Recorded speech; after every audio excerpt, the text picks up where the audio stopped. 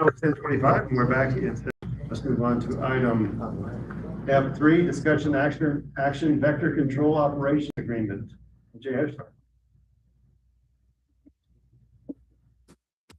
Morning, Mayor Pro Tem Commissioners. In this agreement, it establishes a 5-year partnership with Superior Weed and Pest Control to provide professional mosquito and vector control services. The contractor will perform licensed mosquito control operations, respond to public concerns, maintain required documents and reporting, and assist with emergency mosquito response activities. You'll see the county is referenced in this agreement. The city will act as the fiscal agent. So the city's contribution for the 4 months, July through October, will be $10,600. The county's contribution will be $15,600, which will be paid in monthly installments of $2,650 to the city, and then $3,900 in monthly installments from the county to the city. Part of the reason that the city will act as a fiscal agent, the contractor will be using the city equipment. The contractor will be required to provide insurance and insure the equipment as well. Any cost to maintenance during the mosquito spraying season to the equipment, like if a component goes out on it, the fan needs to be replaced, something of that nature, the county and the city will split the cost of repairing that equipment. You'll see in the packet that there are equipment logs, there's fuel logs, there's the mosquito map, spraying map for the city of Truth and Consequence. We've been kind of fun jumping into this. As you know, we our vector sprayer for the city retired this last year. It's been fun learning a new kind of jumping into this contract. But with that, I mean, I think I'll open up for any questions and discussion. Curious.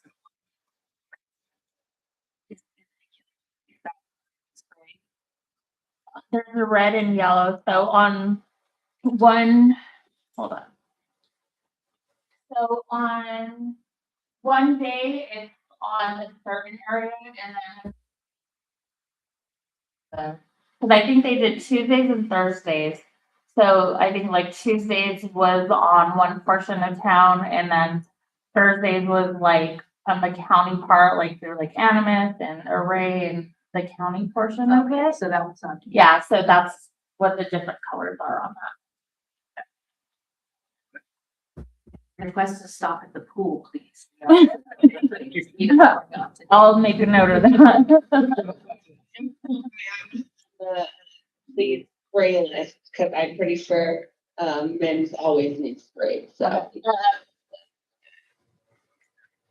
guess my other question is, how do we coordinate the no spray list versus the please spray list if it's on the same street or next to the same address?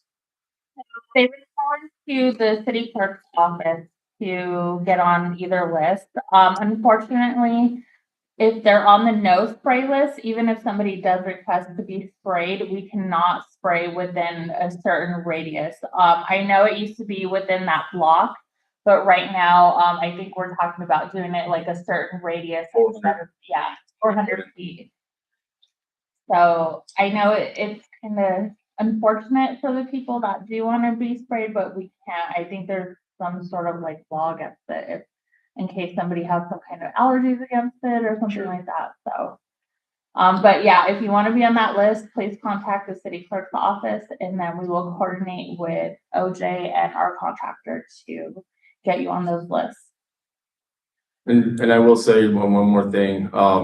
This has to go to the county commission for approval as well. They're working on their contract for the mosquito spraying with the city. We're using our city equipment. So if for some reason this wouldn't pass, we can procure the contractor directly because we are using our equipment. You'd still be required to insure it, obviously. Is this going to be from here on out, we're just going to contract this service? Are we looking into getting our own vector sprayer?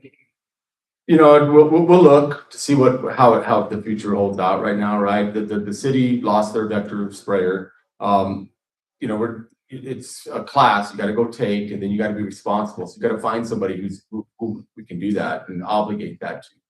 We have had a couple people from the city go and take the test that haven't been able to pass the test, right? So this is a 5-year agreement. Either party can terminate, the agreement during that process. So, I think for the time being, this is the direction that I would like to head. I would like to work towards. The other issue is, isn't it, that you spray at night and you'd have to take someone off their job in order to spray at night, Correct. and they wouldn't be available during the day at their regular job. Correct. So you'd have to find an outside person or a different person in order to be hired from the city. Is that correct? Yes, that's correct. You only spray when there's no wind. I Correct. understand this thing right. So, what happens if there's a prolonged period of time where you don't spray? Do we still pay? Is the contract lump sum, or is it? Yeah, it's set in monthly installments. There are going to be times, weather permitting, that they're not going to be able to spray. And so for that week, like Angela mentioned, they spray those separate routes. That route won't get sprayed that. But they keep track of the hours that they do spray, and they report those hours in. Correct. So we can make Correct. that assessment down the road if those things happen. Yes, sir. And do you, this seems like it would be cheaper than having a full-time vector person.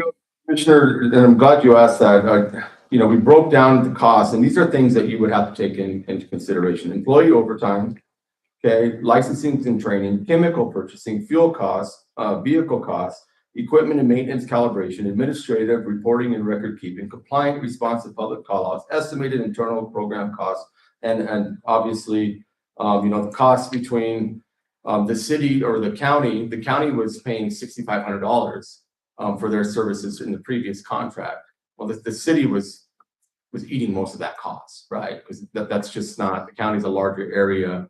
So, for the city, I think this is a good way to go for us. So, Okay. yes.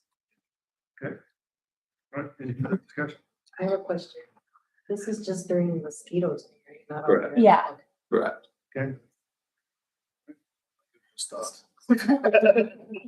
Well, July 1, July. Okay. Yes. Anything further? Mayor Pro Tem, members of the commission, just great work with, again, this is strategy, right? Want to support OJ, he did a lot of work. We had good conversation. He hit everything within the contract. I think I share the thoughts. I mean, probably a little bit of a additional cost than having somebody on staff, but then you offset the burden that we put on an employee and those items. And then again, by getting this in and putting it in a 5-year agreement next year, community services will be able to contract this sooner and get it out faster, because this year we've already started seeing rain. I think we already have a little mosquito infestation starting. So, where last year we didn't. So really supportive. I think it's the right decision for us. With that, I'll make a motion to approve the vector control operation agreement as presented. I second. Good work. Honorable Charles Lane, Aye. Honorable Rob All Heschler, right. Honorable Destiny Mitchell, Aye. Honorable Ingo Hopner, Aye. Honorable Amanda Forster. Bye. Carries unanimously. Thank you, folks. Move on to item F4. Action, lease agreement, a lease amendment for 523 Broadway, Suites B and C, Limo Trails Scenic Byway Visitor Center. City Manager, go ahead. Thank you, Mayor Pro Tem, members of the commission. In front of you today is a lease extension for the commercial property that we use for Geronimo Trail Scenic Byway. Again, a bit of history. They were in the Lee Bell facility when that facility was closed, and the city worked to procure this particular spot. This is in the parking lot opposite the west end of the Bank of the Southwest parking lot. For reference, the contract was set to expire June 1st of 2026. We worked directly with Integrated Environmental Services, which is also known as Pre-Real. They own the property. Their lease was set to go up. It had a month-to-month lease extension, lease rate, which we could have stayed. The lease would have put it a little over $2,100 monthly. I worked directly with them. They were very favorable. We negotiated a lease, which would be for a 3-year extension, The lease rate would be set at $2,000. It was $19.46 and some change last year.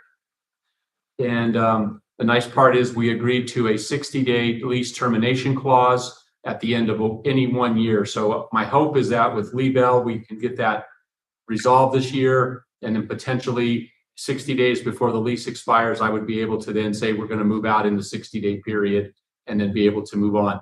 If we started the second year of the contract, then we would be subject to stay the entire year. So where the previous contract was a full 3-year lease, which required that we stay, it had lease extensions and lease multipliers within it. We just tried to negotiate that out so that we'd have a set cost. I know exactly what we're going to be, and we have a way to move out. Our recommendation is that you adopt the extension.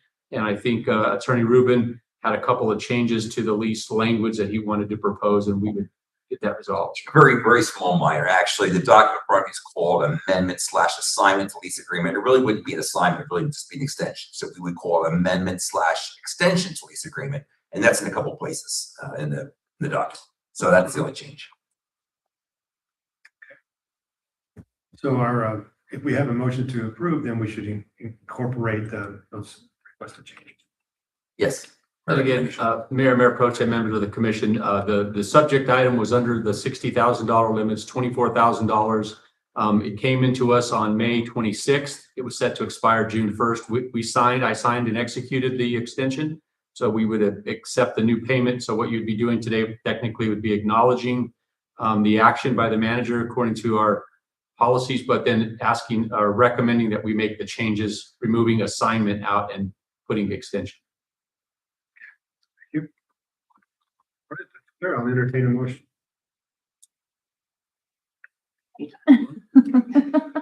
I'll make a motion to approve the lease amendment that the attorney had stated and the approval of city manager signing the lease extension.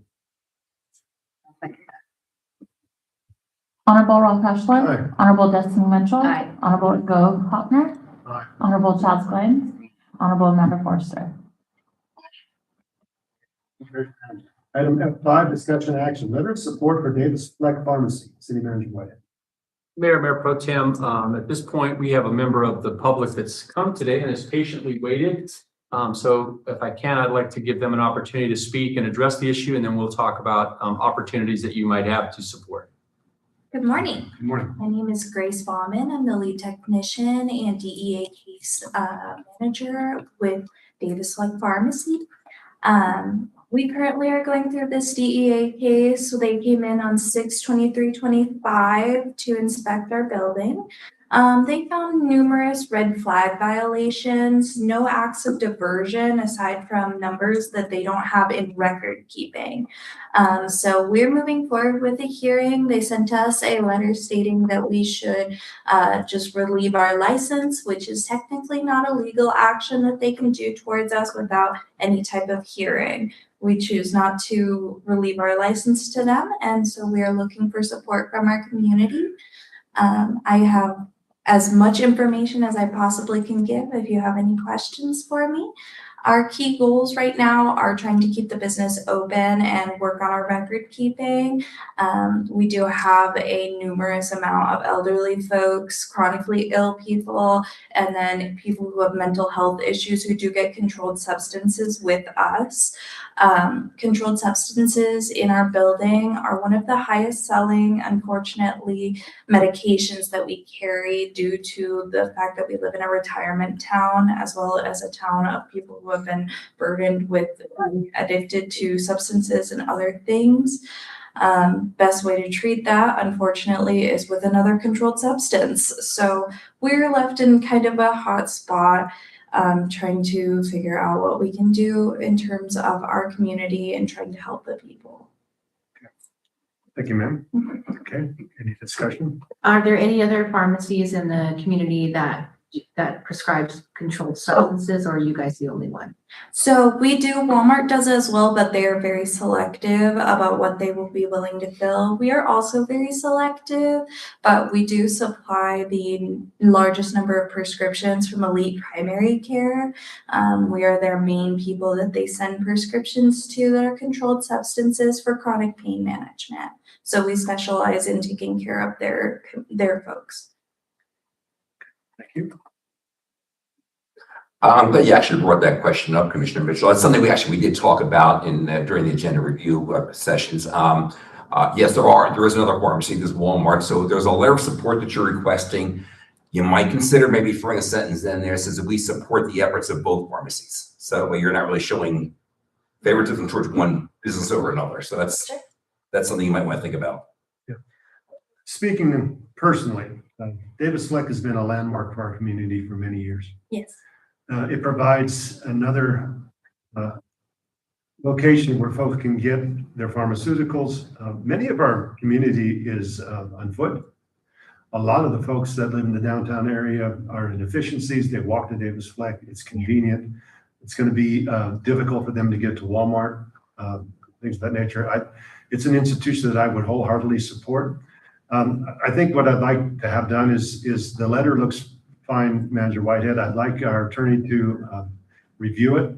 And then I would like to request, if we're in support, to allow the mayor and the commissioners to sign the letter along with Manager Whitehead to signify our support for this institution for our community. And those are personal words on my part. And if anybody else would like to jump on top of that, they can speak to that. They'd be welcome.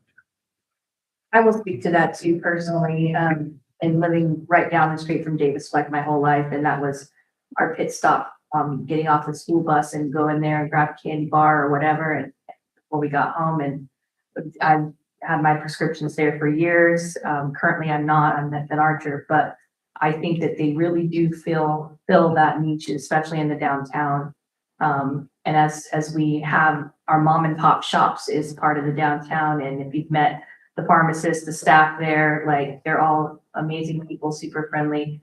And I feel like this is just, we need to support them in any way that we can.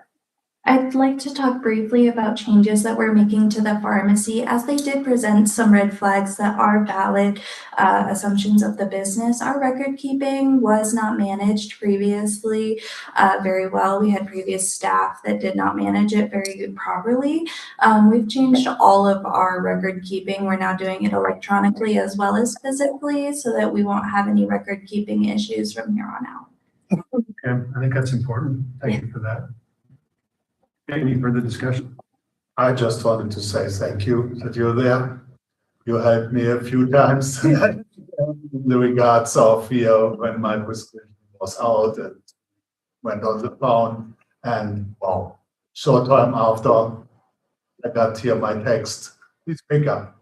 And that is absolutely the work you do, the friendliness, and especially with me, with my dialect here, the patience with me, to listen to me and try to understand. But when it comes to medical English, it's not well, but I always got my help, and I'm so grateful for you guys being here, providing a service, and especially as an independent pharmacy, we see that corporations follow more and more of them, and I'm very happy to see that you're standing tall, and you are pretty much representing the independent pharmacies. Absolutely. Thank you very much. Thank you for that. All right, any further discussion? Would somebody like to make a motion? I would like to make a motion to authorize the city manager to execute a letter of community support on behalf of the city of Truth or Consequences for Davis Fleck Pharmacy, including the signatures of the commission, mayor, and commissioners. I'll second that. Mayor, if I can, the motion should include the access to healthcare, the access to quality, competent providers of those items, so that we also do take in and recognize that Walmart is a provider, and another provider could come in, and we would support that as well. So it's not, our letter needs to be clear that our position isn't necessarily supporting Davis Fleck. It's supporting health, safety, welfare, and access to choice and availability of medical services in our. And I'd like to include that we have review by our attorney before it gets signed, and presented.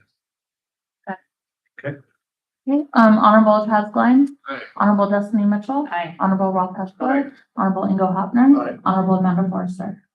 Aye. Thank you. Thank you. Item F6, discussion action amendment to Main Street Truth and Consequences FY 25-26 subrecipient Rogers tax agreement.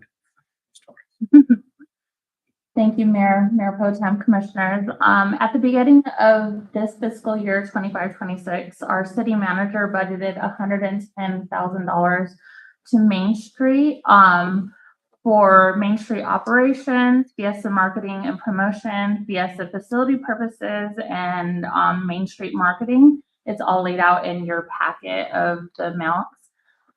So we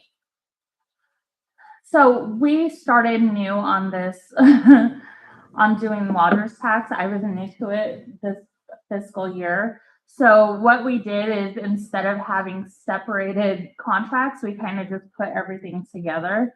So when we did the contract, we made the contract for $85,000, and we didn't include the $25,000 for Fiesta because they usually go to Rogers tax to request that. There was kind of a little bit of miscommunication on that. So instead of them going and requesting to the board, they went and did a report. And about the time we caught it, it was too late for them to go back and request it.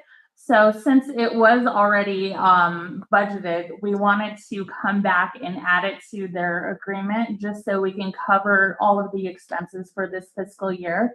And then starting new fiscal year 26-27, we have a new process. So I've been doing it. I understand how everything works. So we're going to have everything separated so we don't fall into this again. So I'm just bringing this to you so we can add that additional $25,000 for the Fiesta event to the agreement so we can get everything paid out for this fiscal year. And the agreement does set forth in the red line, the 25,000. We're also going to change the first line where it says the city shall provide up to some of, instead of saying 85, it's going to say 110,000. To be clear, this is an extra money. Fiesta itself would be asking for that money independently if it wasn't allocated to Main Street. So it's not extra money. It's the same amount of money. We're just moving things around to make it more efficient and to have a management of that 25,000. Correct. And in your packet, there is a sheet where it shows that city manager Whitehead did do the allocation, and it shows that $25,000 in there that was approved during our budget. Right. Yeah. Okay. It's clear to me. Do we have any further discussion? Okay.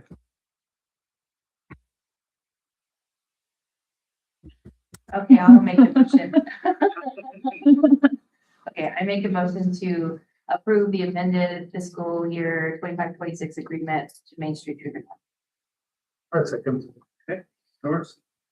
Honorable Ingo Hopner. Aye. Honorable Chaz Klein. Aye. Honorable Ralph Peschler. Aye. Honorable Destiny Mitchell. Aye. Honorable Amanda Forster. Aye. Ms. Torres, thank you for taking this project on. It wasn't in your basket, I know, a while ago, and you did a good job managing it. I appreciate the particular hands-on, so thank you. All right. F8, discussion action approval of FY 26-27 contract and allocation of funds to Main Street with the consequences for FY 26 DOC Desert Ultra. You have 7. You skipped that. Did I skip 7? 7 for Geronimo Trail Scenic Byway. Let's For do that one first. website hosting and maintenance. Thank you, guys. Guys, So item F7 through 11, these are larger tax allocations that are going to be for our upcoming fiscal year 26-27, and they're all annual requests. So I'll start with F7. So this application is from the Geronimo Trail Scenic Byway.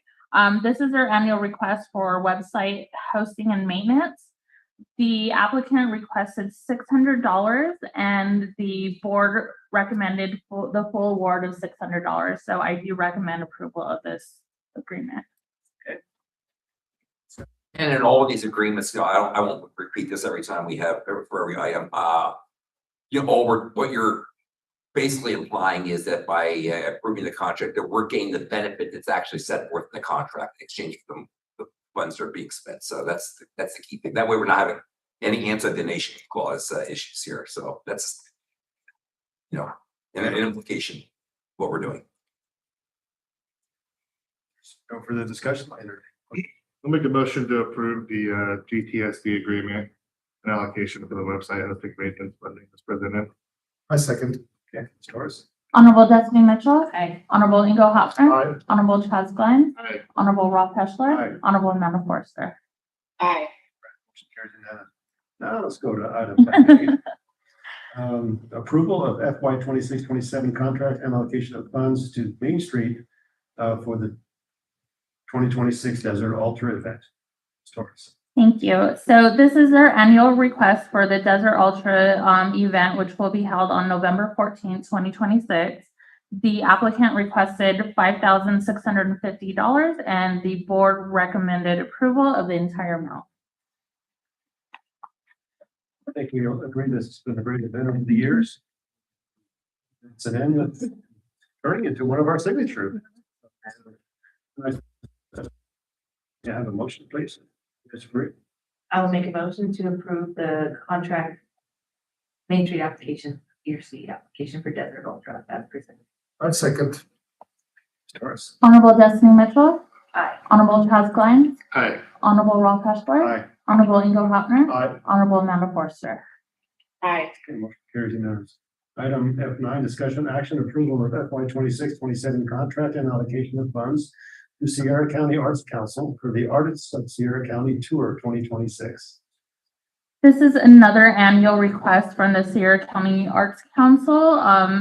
Their tour, the Artists of Sierra County Studio Tour, will be November 7th through 8th of 2026. The applicant requested $7,000. However, the board only recommended approval of $4,500 due to the marketing and tour coordinator staff positions are not eligible expenses for this. So I do recommend approval for the amount of $4,500. I just did see in the minutes that they said they could make that up internally.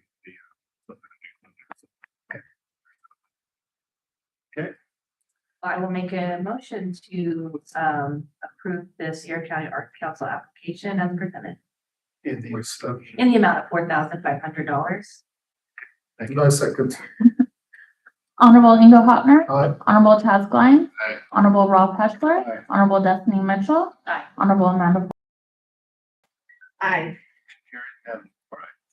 F10, discussion action approval of FY 26-27 contract and allocation of funds to Sierra County Arts Council for promoting TRC as an art festival. Thank you. On this application, the applicant requested $17,049. However, the board recommended approval of $16,049.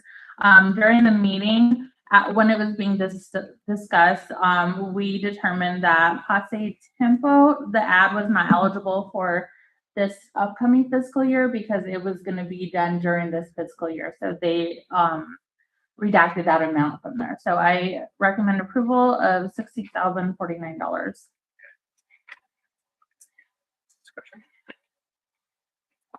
I will make a motion. That's action. Action. I will make a motion to approve the Sierra County Arts Council application for promoting season arts destination in the amount of $16,049 as presented. I second. Honorable Rob Peschler. Aye. Honorable Ingo Hopner. Aye. Honorable Chaz Glenn. Aye. Honorable Destiny Mitchell. Aye. Honorable Amanda Forster. Aye. All right, carries. Let's move on to F11, discussion action approval of FY 26-27 contract and allocation of funds to the Veterans Memorial Park and Museum for the billboard contract. This is their annual contract for the billboard rental. The applicant requested $4,489.82, and the board recommended approval of the entire amount. So I recommend approval for this agreement.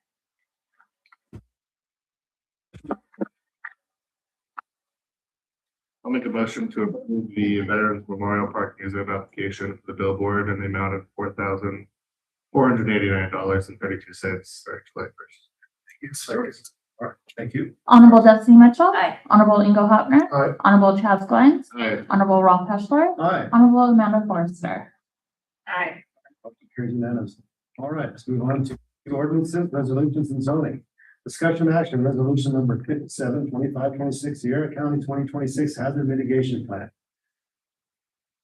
Mr. Tabazon or Mr. Williams or both? Mayor Pro Tem Commissioners, what you have in your packet is a public version of the hazard mitigation plan that was filled out, conducted by H2 consulting firm who specializes in hazard mitigation, as well as a sample resolution. The hazard mitigation plans are important for our community. The last one that we had and the one that we're currently acting until this one is approved is from 2019. On average, they like to have those done every 5 years. And so hazard mitigation plans, they assist us in making informed decisions as an entity. Not only can we make the decisions as to our zoning within our city, but we also could make ordinance decisions based off the hazard mitigation plan. They help empower our municipality, proactively identify any kind of vulnerabilities within our community. These vulnerabilities could be potential fire hazards like we dealt with in Mims Park, or flood situations like we had downtown. So having a FEMA approved hazard mitigation plan is a strict requirement for some funding for non-emergency hazard mitigation grants, as you're aware. And then it also is required for any kind of post-disaster public assistance that we may submit for afterwards.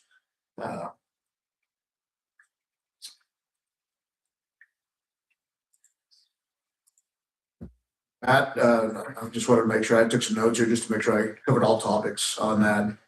With that, I stand for any questions that you may have in regards to that, and then I'll make it available for our emergency manager as well, who was part of the entire process as well with that company. Come on up, Brian. Mr. White, would you give us impart some of your knowledge in this process to us? And Definitely. Good morning. I have a couple of questions for you, Engineer. It's been a long 2-year process. The reason it took a little longer than our 5-year gap is, first of all, the FEMA funding. The first step was applying for about a $96,000 grant to get this ball going, to get this process going. And that took a little while because we had some delays with FEMA funding coming through. So I had to file for an extension once we got the grant award, and then we had to do an ITB for a vendor to come in, and we selected H2O as the contractor to develop the plan for us. In that 2-year time frame, we had a lot of community meetings, public input, stakeholder meetings, everyone with Village of Williamsburg, City of the Consequences, City of Butte, and Sierra County. It's a long, drawn-out process. I'm really happy we're at this point right now because this is the last process, having the local jurisdictions submit their resolutions for adopting the plan. FEMA's already approved it. The state's already approved it. As soon as the resolutions come in at the end of the month from all the jurisdictions, FEMA will bless it. We go into publishing, and then we'll go into distribution. The plan, just to give you a little kind of historical aspect of it, the 2019 plan only identified 6 risks to our communities. And with those 6 risks was like dam failure, drought, flood, wildfire, winter storm, and severe storms. So what that implies is if we would have to experience just those to get state disaster funding for recovery, if we want to do mitigation projects, if there was something not on that list, it wouldn't be identified, we wouldn't get the funding. So this year, I identified 16 risk assessments to include earthquakes, expansive soil, landslide and rockfall, land subsidence, volcano, lightning, tornado, high winds, hail, extreme heat, and extreme cold.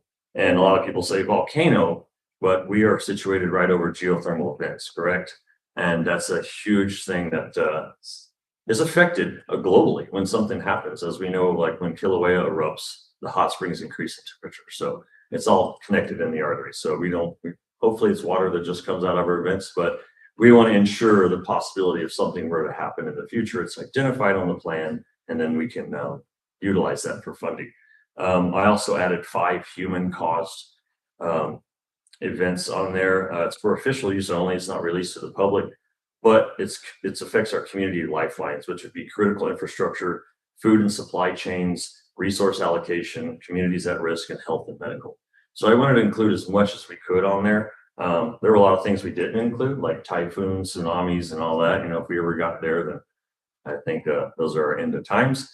But yeah, it's to mirror what Chief Tabazon said, it allows us to get funding for mitigation projects. It allows us to apply for post-disaster recovery efforts. So yeah, it's a really great plan. I'm excited to see it come out. I've reviewed it numerous times, and it's going to be really good. It's nice to see it published out, and then we won't have to worry about it for another 5 years. But yeah, it's been a long drawn out project, but I'll stand for any questions if anyone has a question on the plan. Thank you. It was very interesting to see all of the historical maps based on the different floods, volcanoes, earthquakes, and stuff like that. I thought it was fascinating, and we are right in the middle of the Rio Grande Rift Valley. So, and Socorro's, hit with earthquakes every year, and so we are definitely need to have that in our plan because it could happen. So thank you for adding in the extra stuff. I really appreciate it. I hate to be a worst case scenario planner, but it's my job and my duties to forecast what might come our way. The one thing that I saw missing was the zombie apocalypse. So that's for official use only. Oh, that was. I didn't cause panic. Yeah. There's a lot of stuff for official use only, like our agricultural disaster things that we're experiencing right now, the Texas that might be coming in, like screw worm. There's a lot of those different things included in that report. There are appendixes included. So when the official comes out, official use only, public will have a copy, and then y'all will be able to review. You'll get PDFs or Dropbox versions and hard copies. So y'all will have them on review in your office. It's interesting to read through. It gives a lot of data and historical value to what's going on in our communities. Describe a little bit on how this is going to be used. In other words, do we wait for a disaster to happen and then apply for funds, or do we get ahead and mitigate things that we anticipate, or preparedness? We did a lot of studies with our stakeholder meetings, and we identified certain areas within the local jurisdiction in Tier C and other jurisdictions in the county. Like, say, it could be bridge repair, flooding. Let's see, a lot of the dams were included on there, right? And there were all the outflows from below to make sure we're protecting our communities down below and residents. I know we all collaboratively are working on dam projects as we speak. So if they're identified on the list and we go out to request funding and it shows it's on the list as we have identified it, and it's more of an easier approval process. If we came out and said we want funding to prepare for the zombie apocalypse and it's not on the chart, they're going to say, why didn't you identify it? Now you're going to have to amend it. And the amendment process will be years. So yeah, it's in that, and definitely post-disaster recovery. I plan to schedule another meeting with y'all to brief you. The President's Council has done a FEMA review council, right, which is going to impact everyone greatly. They don't have the official, there's a report out. They made 10 recommendations how to, someone say restructure FEMA, but change a lot of the processes, and it's going to affect all of us drastically. As far as the burden of recovery will fall more on the local jurisdictions, the federal government will not come in and prop us up. I just attended a conference Saturday, Sunday, and got back yesterday, and Saturday, Sunday, Monday, yesterday, and it was with 33 counties and with the Emergency Manager Association, and we're planning to. We have to rely on each other. FEMA's not going to come in and prop us up. The numbers increased, like, so when the city or the county, well, it's actually the county threshold was $54,000, and that's per capita. If we exhaust $54,000 and our local resources, then we can apply for state assistance. Well, that's jumping from $1.94 to $2.99, which is a 54% increase. Big. So that means our disasters, we can't just declare I mean, we're 54% increase on it, and it's the numbers, you know, so that impacts concrete. So 29% of all disasters declared between 2012, 2025 would not have qualified with these new thresholds. So we have to think and how to rely on each other and how to better plan and how to mitigate and be prepared for stuff. So it's a good thing that, you know, I mean, we don't want to rely on the federal government or the state all the time, as we know it takes a long time, but the funding is critical to have. So we're working on alternative avenues to have fundings in certain accounts, state level and local level, have to have a cushion, sort of something were to happen. So yeah, I would like to do, when I get the FEMA Review Council report has hard numbers, I'd like to come to a presentation so that everyone's aware, all jurisdictions. So because we can't just hit the panic button and they all show up and help us out. We're going to have to rely on each other. Okay. Well, it's 400 and some pages, it looks like, and it's certainly comprehensive. Yeah, there were a few things I made some changes to. One of them was graphics. I didn't feel it was necessary to have a soror cactus in there. We don't have any here in the county, but other than that, they did a great job. The contractor did a fantastic job, so I'm pleased with them. Okay, good. So how's this information archived, or who's the keeper of the book per se? So if we have any issues or questions, we just come to you? No, Joe, each local jurisdiction will have digital copy. Okay. Yeah, and they will be stored. So the official one that the local jurisdictions have, that's for internal use, and then there's the public copy that you can put on the website or anywhere where folks can look through it. Perfect. All right. I had a question regarding the wording of the resolution. First of all, I would just mention really just at the outset that in a couple of places use the words city council, I think we want to say city commission. But actually on the very last sentence under the now therefore clause, it reads, this only applies to the specific plan and does not absolve the community from updating the plan in 5 years. You're using the word absolve. Did you mean to use the word prevent? That seemed like that would make more sense, but maybe I'm just reading this. You know, the contractor put this resolution together. I had Attorney Pato review it. Okay. And, you know, sometimes the verbiage in there on the legal side can be translated differently, but I understand what your concerns are on it. Okay. If y'all want to make an amendment to the resolution, the local jurisdiction can do it. Yeah, I'm not sure the word absolve, you know, absolve is like something you're bring somebody of an obligation, but I'm not sure that's what's really intending here. I think what we're saying is that this is not prevent updating this in 5 years. That's why I thought prevent was a better word, but that's how I saw it. Y'all are more welcome to amend any verbiage in this resolution. I was thinking each local jurisdiction was probably going to tailor it a little bit. Well, if we're allowed to do it, I would recommend you do it. So that's it's up to the commission to make whatever the hell they want to go work with that. So if we're going to approve the plan, if we want to make any caveats to it, go ahead and make a recommendation. Do we approve the resolution now, or do we wait for that to happen? I think you do want to approve. I think you need the resolution approved today, don't you? So at the end of this month, y'all have another meeting in 2 weeks, correct? Yeah. 23rd. You can put it on there because the 23rd is the county's meeting where I'm presenting it. Right. And I was hoping to get all jurisdictions with the resolution approved, and then I can submit it to FEMA and the contractor. Well, I think really actually simply what I was just suggesting we could just approve the resolution with that change. I mean, Yeah, I say, agree. yeah. I agree. Yeah, I didn't think it was, you know, I wasn't trying to make it difficult for you. That's all. You know, it's when we draft these resolutions, the contractor drafts it from other templates from states, other counties, and then we push it out to the local jurisdictions. They can proof it, change it a little bit, as long as it has the formal adoption. Which it does, yes. What was the verbiage change? There's 2 places during the resolution where it uses the phrase city council, so we want to change that to commission. And I'm just suggesting in the last sentence where you use the word absolve, I think we want to use the word prevent.